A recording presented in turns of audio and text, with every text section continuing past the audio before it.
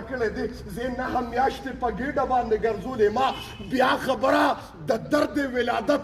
ولې ونه کم چې والدینو باندې په مخته ځمکه باندې په یو زنانه باندې د ټولو نه زیات تکلیف مصیبت درد په هغه وخت کې پیدا کیږي په کوم وخت کې چې یو زنانه بچی زیږوي د ما محترم دا د یو مور نه تپوس وکړه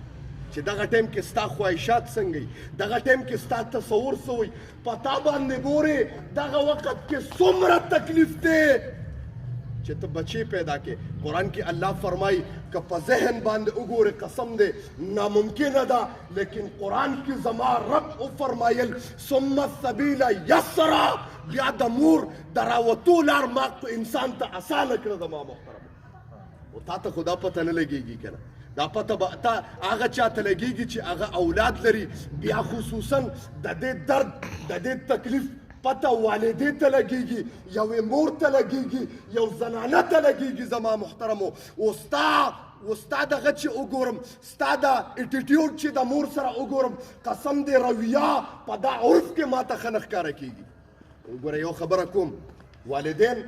په دنیا کې ستا دپاره په مخته ځمکه باندې لوی اولیای کرام دي ګورې ښه دا خبره یاد ساته په مخته ځمکه چې ستا دپاره لوی اولیای کرام دي هغه ستا والدین دي زما محترمو او دې والدینو په وجه باندې الله تا بخیم قرآن کې الله تذکره وکړه وقضى ربك الا تعبدوا الا اياه رب وې په مخته ځمکه زما عبادت په تاسو باندې لازم دی او په مخته ځمکه دویم نمبر تعظیم په مخته ځمکه چې په تاسو باندې واجب دی خپل عبادت پسې الله دوباره ویلی دي وقضى ربك الا تعبدوا الا اياه وبالوالدین احسانا دویم چې په تا باندې قدرداني ده هغه ستا د والدینو ده زما الله وایي ما رب پسې دویم نمبر د چا دی ستا د والدینو دی او ستا ته د والدینو د دغه څه پته لګېږي د ما محترمو هغه یو سړی په مقبره باندې تېرېده بزرګ د هغه مقبرې نه د خره اواز راته دی چې ورنږدې شه چې په دې مقبره کې خر چا تړلی دی چې ورنږدې شه نږدې کېده ورنږدې شه د یو قبر نه د خره اواز راته ده چې وکتل الله د داسې کومه ګناه کړې ده تپوس یې وکړه یو بستې ته وردننه شه پته ورته ولګېده دا د یو ابۍ زوی دی ابۍ نه یې تپوس وکړه ابۍ ستا زوی ولې د قبر نه ولې د خره اواز راځي د ابۍ د طرف نه جواب راغی بچیه د خره اواز به ولې نه راځي زه به چې کله د خپل بچي ته غوسه شم ده به ما ته جواب کې ووې د خره غوندې مه بنګېږه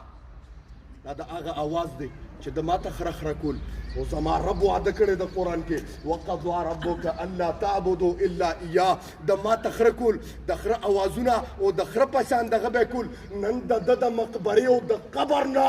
د خره اوازونه د مازدیګر په ټایم کې راځي د ما محترم الله دې مونږ دې نه وساتي زمونږ رویه اکثر خبره کوم والدینو سره زمونږ رویه ښه نه ده که په تعلق د نسبت د اولادو سره وګورې تا خپل اولاد وګوره څومره نیازبین عادت کړی دی زما محترمو دغه رنګې تا هم خواري غوښتې ده دغه رنګې زما محترمو تا سره م والدینو دغه کړې ده دغه ټایم کې تا سره م والدینو تکلیف تېر کړی دی قرآن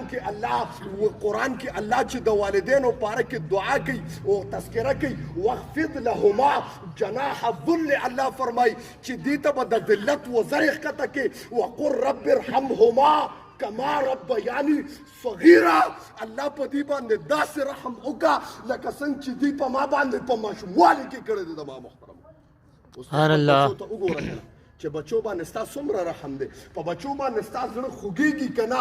درد پې کوي که نه دغه رنګې ستا والدین مو زما محترمو چې تا سره مانه تا ته ټولې شپې د ژمي اوږدې شپې سبا کړي دي هغه یو سړی واده وکړي نوې ښځې ته وې مانه ډېر ښځې د ما تا سره ډېره مینه ده وایم مقابله کې څه درکړم ښځې ورته جواب کوي ما له هېڅ نه دي پکار خو صرف اور صرف ما له جدا کور پکار دی څه شی پکار دی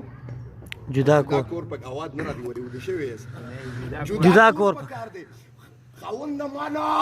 د دې ابې خدمتونه نه کیږي دا بوډا روزانه بیماری او بیماره خبره خاوند ته خو لټ سي بار زما ورسره زندگی تیریږي ورته دا پته نشته چې دا خاوند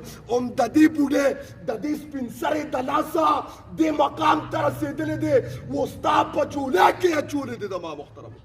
دا تصور تا کړی دی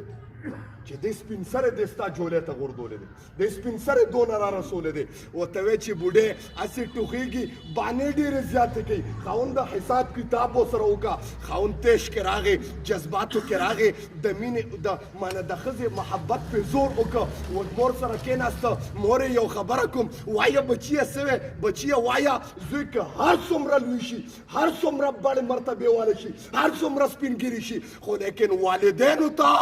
هغه ځان ماشوم ښکاره کېږي بچیه وایه که نه څه دي دا سپین سرې ستا څه خدمت کولی شي هغه ورته یې مورې خدمت خبره ختمه شوې ده ستا خدمت خبره ختمه شوې ده اوس زما واري ده زما باري ده زه به خدمت کوم خو زه یو خبره کوم مورې وایه ستا چې زما دپاره څومره سختې تېرې کړي دي د هغه ټولو سختو حساب کتاب تا سره کوم څومره تکالیف تا برداشت کړي دي د هغه ټولو تکلیفونو اوس حساب وکړه چې څه دې لګي ووایه حساب ته سر کوم د ما محترمو دا ورته په خندا شوه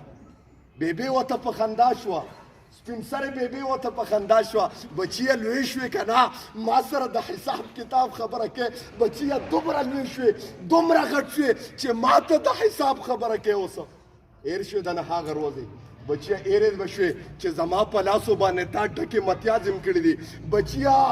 هېر شوې د نه هغې ورځې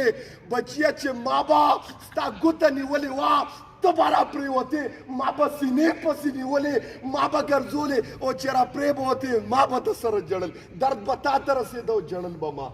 بچیا هغه ورځې هېرې شوې مورې بس که هر څه دې حساب کتاب ته کېل او چې څومره دې پکاري څه دې پکاري څومره حساب کتابي څومره دې درد تېر کړی دی څومره دې تکلیف تېر کړی دی څومره دې مصیبت تېر کړی دی څومره در باندې پریشاني وه آجا اب حساب وکړه وی وایه بچیه حساب وکړم زه بچیه سهار به درته ووایم حساب کتاب ته کوم سهار به درته ویم خمورې صحیح ده څونه چې دي جمع ولیکه چې ټول دله په یو ځای باندې سر کړم وایي د ژمي موسم دی سړی چې کله پرېوته او خوب باندې ښه جوخت ورغی دا والدی راله یو بالټي یې ډک کړه په بستره کې یې ورته ورواړو دی راپاسې د ټوپونه جوړ کړه خدای هم تباه و برباد کړه خیرې او کنځلې شروع کړې دا چا د خوبه راپاڅولم مورې ورته یې بچیه دا ما راپاڅولې ولې ابې سپین سرې لیونی شوې سه تا باندې څه چل وشو دا ورته مور ورته جواب کې سوی بچیه لیونی نه یم